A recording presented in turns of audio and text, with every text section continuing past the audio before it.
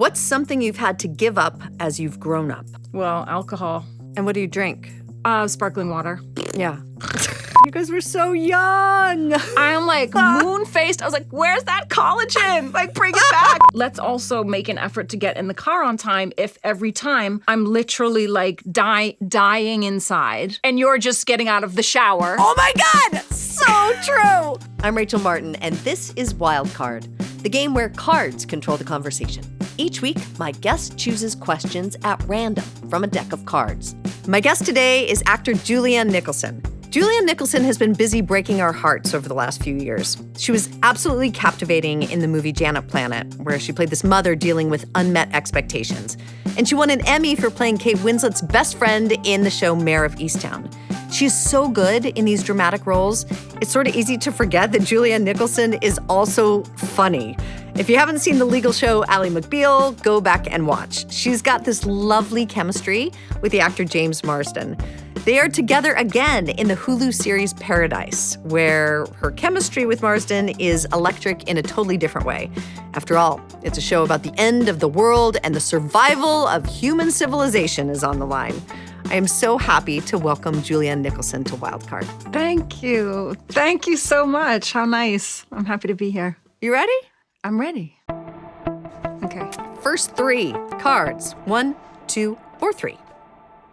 I'll do 2, please. 2. Oh. What's a smell that brings back a vivid memory from childhood?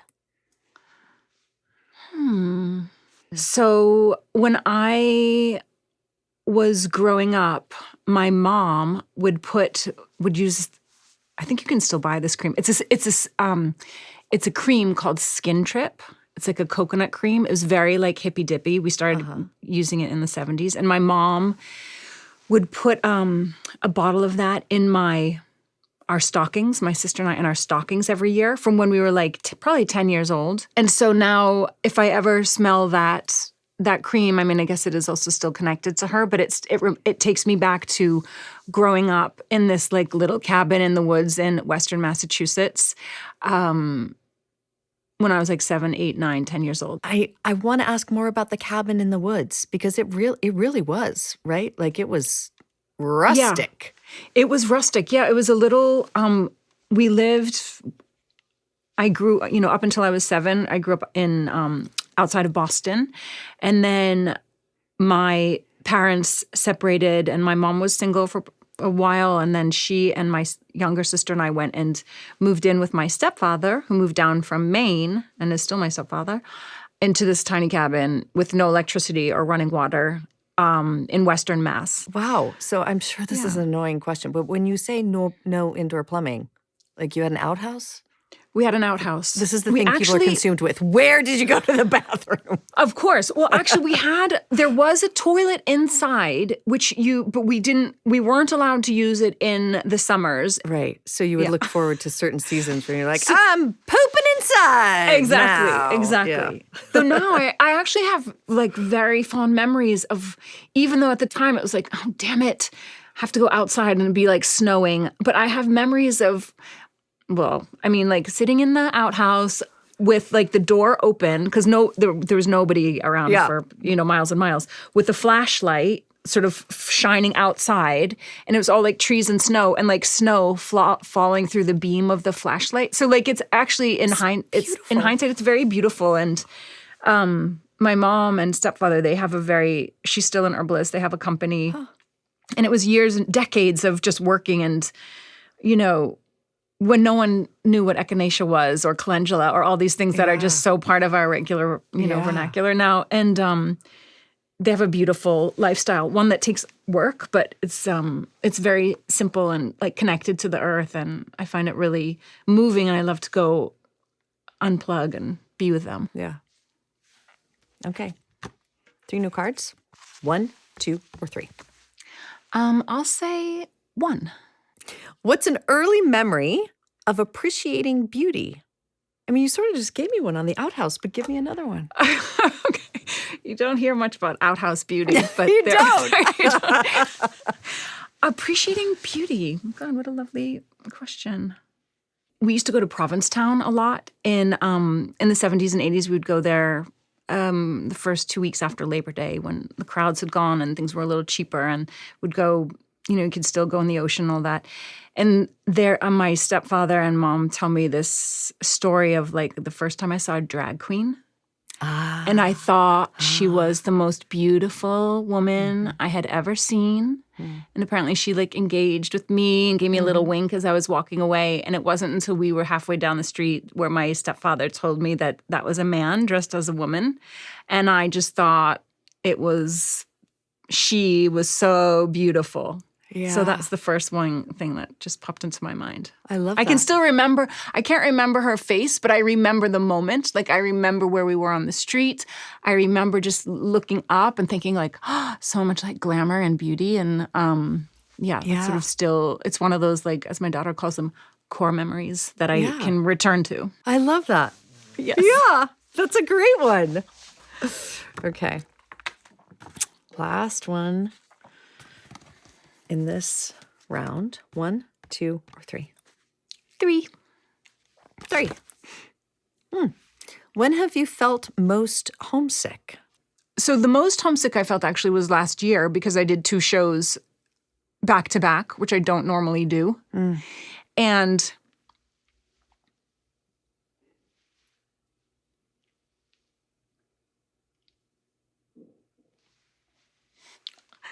I'm also underslept. I just flew in from London yesterday, so I'm a real baby when I'm underslept. Yep. So I get it. It's really hard to be away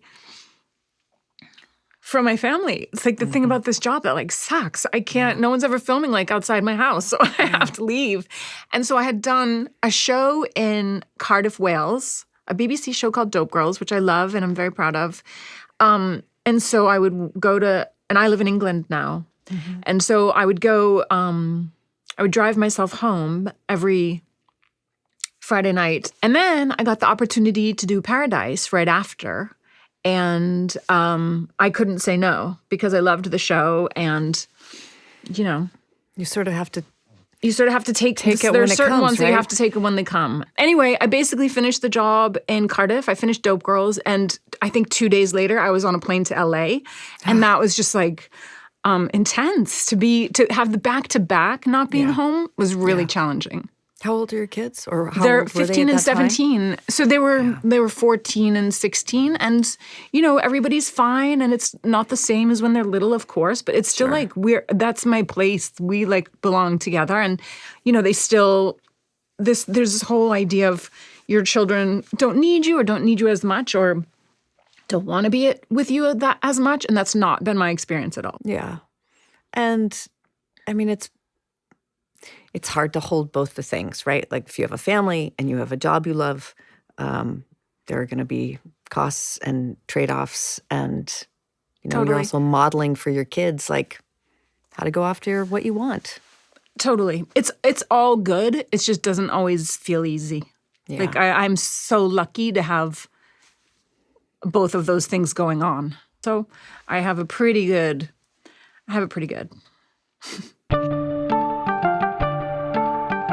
So let's talk a little bit about Paradise. We're going to push back from the game for a couple of minutes. Okay. Congratulations. It is a great show. It is highly entertaining and also epically terrifying. And you're so bad in this. I mean, you're so good in it, Julianne, but your character is a little bit of an evil genius. Is that fair to describe her that way? Yes, she very is. much fair, very much. So it's been so fun. How do you introduce her to us?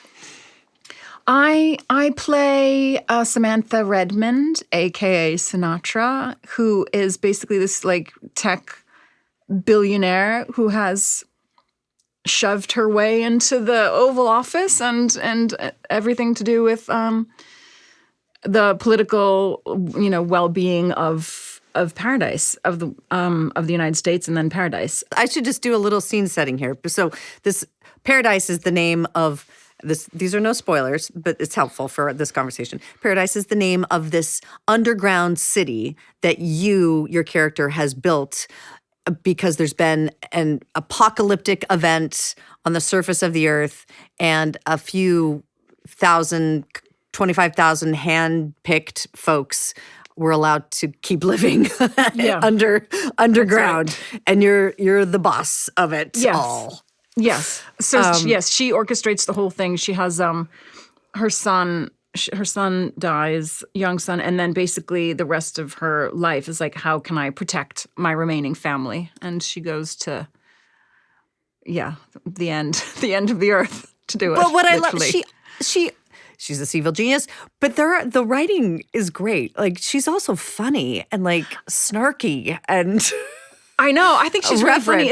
It's really fun to have that. It's sometimes, you don't know when you're playing it or saying the words like that's what's happening, and then you don't. And it's not until you see it after the fact that you're like, oh, that is funny, or that's what people tell you, like how they experience it. And because a lot of times people don't want to believe if you're like good at one thing that you can do something else too. So it's so fun when you can mix it up. And I'm happy that Sinatra, as evil as she is, like she's also pretty funny. Like she's sometimes I feel like in on the joke, or I don't know. Yeah. Just funny. And your cast, I mean, it's such a great cast. And obviously it must have been so fun when you heard that James Marsden was going to be attached to the project. I love James Marsden so much. He was so fun to work with when we both started Ally McBeal in 2001. You guys were so young. Oh my God. Somebody sent me these clips of the two of us. I'm like moon-faced. I was like, where's that collagen? Like, bring it back. I'm sure I used to think I had such a fat face, and now I'm like, oh my God, if only. And James too, he looks like he's 12. It's just adorable. We became fast friends then, and actually have not seen each other much in the in the last 20 years. But both of our first scenes together on Paradise was with each other. We don't have a ton of stuff to do together, but our first scene was together. And in the show, too, our characters have known each other for a long time, but are not close. And I just found it incredibly moving to be looking across at him in a scene again and just feeling time and feeling like we're still doing this and like, I love you. And here we are doing this thing. So it's felt very special and fun. Round 2. 1, 2, or 3? 3. What's something you've had to give up as you've grown up?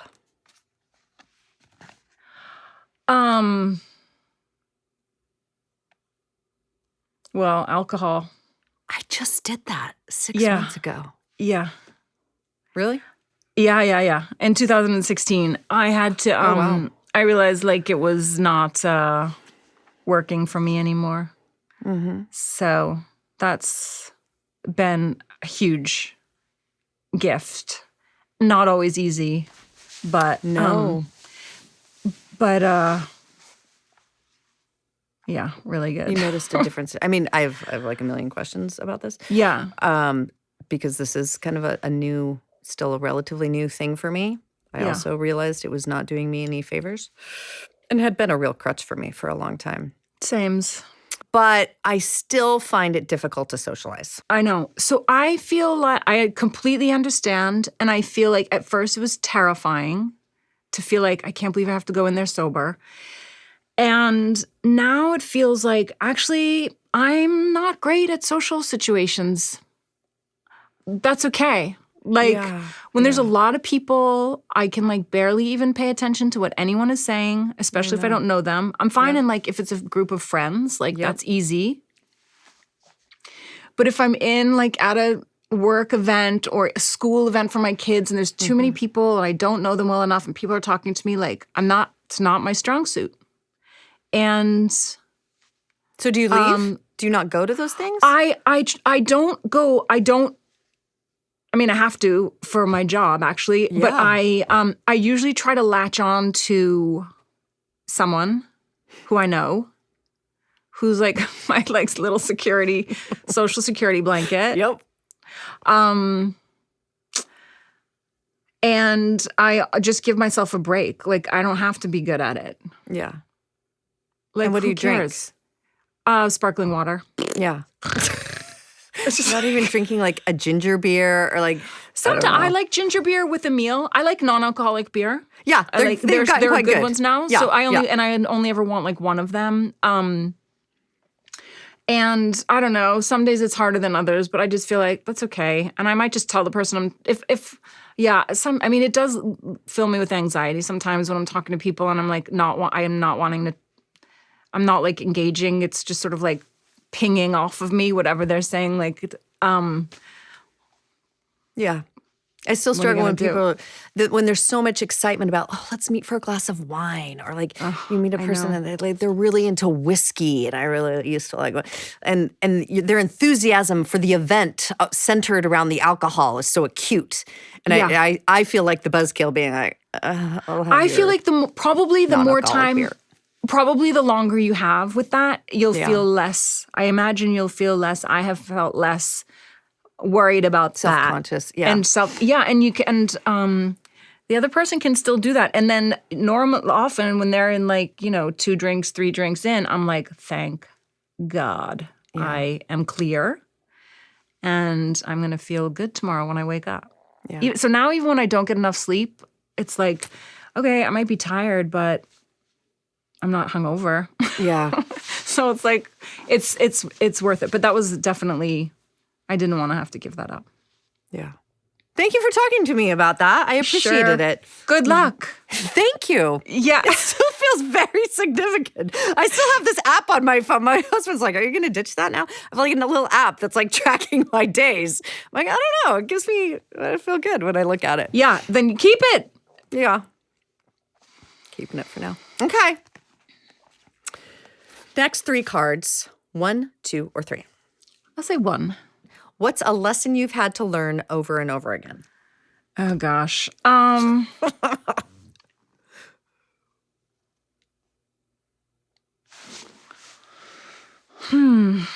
a lesson? You can also flip it. Okay, good. I'll flip it. Then it'll give me a minute to think too while I'm listening. I mean, for me, a lot of it goes back to patience. Because I am not a patient person. I don't know what I'm in such a rush for. Like, for me to be late to a thing, and if my kids are running late to a thing, it's like it's existential for me. It's like I'm back timing everything. Like, in order to get to this place on time, these are all the things that need to be accomplished, and we need to start them like 2 hours before By the way, we have to arrive. That's called being a mom. I don't like who I am in those moments, because then it's paired with like irrational anger about that. It starts as impatience, and then I just like lose it. So that, my lesson is just constantly trying to remind myself that it's fine, if we are late to this thing. I can completely relate to that about being late. Do you have, is that like an old thing for you? Like, is that in any way rooted in childhood? My parents, yes. Exactly. My dad in particular. Sorry, rest in peace. I love you so much. I'm gonna blame him. Yes, I also have a problem with being late, and it fills me too with like, it gets so blown out of proportion. Yes. Where like, if you look, I remember one time threatening my husband, like, well, I'm gonna go first and then I'll meet you there. That's right. Even though it was like an hour and a half drive or something to get to the party. He's like, what? So this is like a bigger thing, I'm sure. And then I was like, I literally got in the car and started driving down my hill. Totally. And I turned around and went home because I was like, of course, you're right. But on the other hand, it's like, I'm still working on it, is what we're saying. Yes. About because in reality, what? So we get to that person's dinner like 10 minutes late. Yeah, I'm afraid because it's in a reflection on me. I'm like, if it were just me alone, I would be there on time. But now, because I'm with you, now I'm gonna be late. Yes, but it's like, and both can be right. Like, sure, showing up 10 minutes late, but let's also make an effort to get in the car on time. If every time I'm literally like dying inside as the clock ticks by, and you're just getting out of the shower. Oh my God, so true. And like the kids are always, and then I make a big show of it. I'm like, let's all get in the car. So we're all just like sitting there. And they're like, why is Dad always so late? I'm like, I don't know, ask him. I don't know. Why is your dad well, so then late? I find it can also then, like, my daughter's always on time, but it can get catchy we're like, oh, I know that I have this amount of, like, it's not, I'm not purely innocent, but I mostly am in this particular case. But it's, yeah, there's something about the on-time thing. I agree that's like, feels like a big deal and still like something to be Basically, you and I both need to chill. And unpicked. I think that's what that is. The lesson we keep learning is that we both need to chill, probably. That's for sure. That is for sure. I've been thinking about that more and more. And like, everything's fine. Like, take a beat. There you don't have things that are worth worrying about. And being on time to the dinner party is not one. No. And do you know what else? Like, I want life for my kids to like always be happy and always be like finding the joy, and all of those things are important. But my therapist said too, like, are you teaching them that that's what life is? That it's just joy? Because they're going to be in for a real wake up call. Yeah. It's like these other feelings can come up of disappointment and anger and someone being mad and someone like acting out. And it's like not saying all of those things are, to be like they're okay, but it's like just take it down a beat. It doesn't always have to be like flowers and roses and rainbows. Right. And it's just like, let's just take each moment and be more chill. So being more chill. Being more chill. See how that goes. Okay, we're in the last round. This is the beliefs round. Ooh. Okay. 1, 2, or 3? 1. Do you prefer mystery or certainty? Ooh, that's a good one. That's very interesting. I feel like probably certainty is the thing that is maybe quote unquote better for me and where I feel more safe and obviously, right? Certainty. Sure. Certainty makes us feel safe. Yeah, but I feel like most of the choices that I've made in life would show that I believe in mystery and not knowing what's coming next and the beauty in that, in the unknown. Mm-hmm. There's more room for mystery to happen. You don't need answers. You're not a person who I don't big existential answers. No. Mm-hmm. I don't think so. Do you? I did for a long time. Yeah, I did for a long time. And it's been sort of a recent evolution for me that I'm fine not knowing things. Yeah. And that doesn't feel like a cop-out. It used to feel like a cop-out to me. Like an intellectual cop-out. Mm-hmm. And I don't feel the same anymore. Yeah. There are things nobody knows, and people who claim to know them are lying. Yeah. So there are certain things that we just can't know. We can't know what happened before any of this existed, before the world happened. And I think that that's a beautiful thing. And I don't need to know the answer in the way that when I was younger, really needed to know the answer. And if I couldn't know, I would just impose one on the system. Interesting. And so I don't feel that anymore either. Like I feel even more confident in my answer now. Mystery. Like the more we talk about expand on what that means and what that looks like more and more I feel like, I feel like there's so much I don't know and I'm okay with that. Yeah. And not even I'm like not even just okay with it. I like celebrate it. And now I'm like I relish it now and I look for it and I want to identify the mystery of things. I've just gone totally off to the other extreme. Nice. I'm super happy here in the woo-woo of it all. Yeah, great. I'm good. Okay, this was more of a question for me than you. All right, fine. No. Okay, 1, 2, or 3? 3. 3. How often do you think about death? Never. Like, I was just going to throw never out there, but that's not true. But not often. Not often.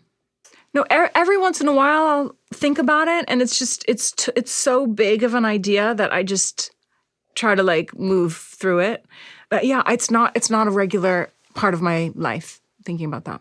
I think that's good because you're doing a show about the end of the world. And I think if you were kind of preoccupied in that direction, then that show would like, woohoo, I know. send you into a dark place. Yes, for sure. I know. I mean, I try to generally like stay away from the things that feel too much, too big, too upsetting. Mm-hmm. Yeah, it's just like an instinct to like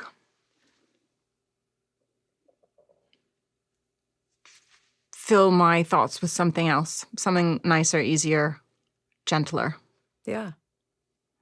I think that's a good way to live. Last three. 1, 2, or 3. 1.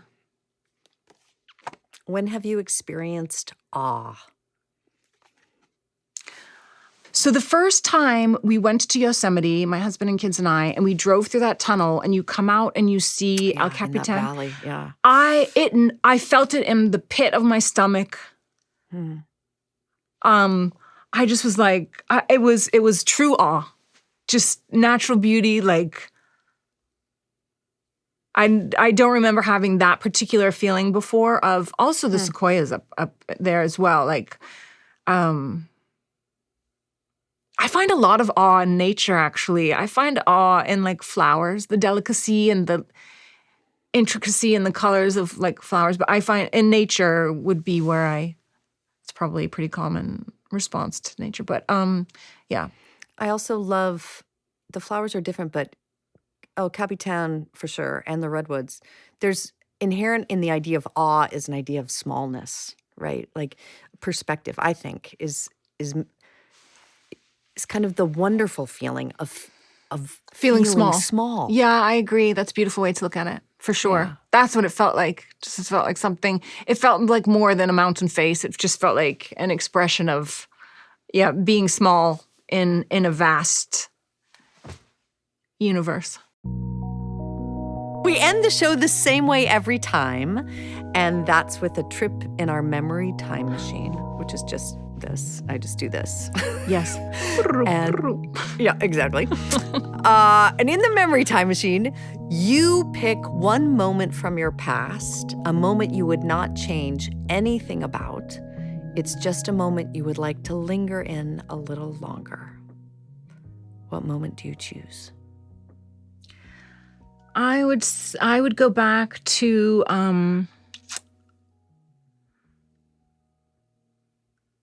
my grandparents' house on a Thanksgiving. When all of my mom's the oldest of 10.